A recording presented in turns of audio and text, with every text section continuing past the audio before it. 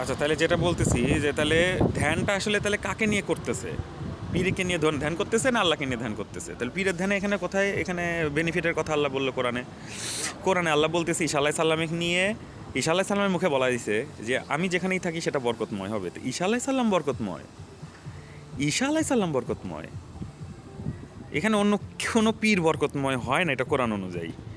শুধু তাই না, আবার এখানে তারা যে সাজরা করতেছে এখানে কোনো নবীর নামই নাই। তারা নবী মোহাম্মদ সাল্লাহ সাল্লামকে, তার নবী মোহাম্মদ সাল্লাহ সাল্লাম তো আল্লাহর কথা বলছে। তো নবী মোহাম্মদ সাল্লাহ সাল্লাম তার কিতাব কোরআনে কীভাবে সে আল্লাহর কথা বলছে? নবী মোহাম্মদ সাল্লাহ সাল্লাম সে বলছে যে আমি তোমাদের কাছে বার্তা পৌঁছাইতে আসছি আল্লাহর, আর আল্লাহ তার বার্তা পৌঁছাইতে যায় বলতেছে যে আমি ঈশার কাছে আলো দিছি, ঈশা আলাইহিস সালামের কাছে আলো দিছে আল্লাহ। এই আলো কোথায় আছে? সূরা আল মায়েদাতে ৪৬ নম্বর আয়াতে আল্লাহ বলতেছে আমি তোমাকে আলো দিছি, তোমাকে আমি আলো দিছি, জীবন দিছি, জীবন এবং আলো। তাহলে এখানে পীররা কী করতেছে?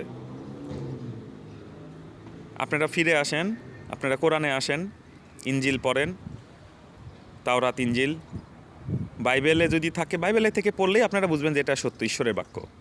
আপনাদের কাছে না থাকতে পারে, কিন্তু আল্লাহ বলে দিছে কোথায় থাকবে। আপনারা সেখান থেকে নেন, কোরআনটারে মানেন। কোরআনটারে যদি আপনারা মানেন তাহলে আল্লাহ বলতেছে যে আমি তোমাদেরকে সংরক্ষণ করব, কোরআন সংরক্ষণ করার মাধ্যমে।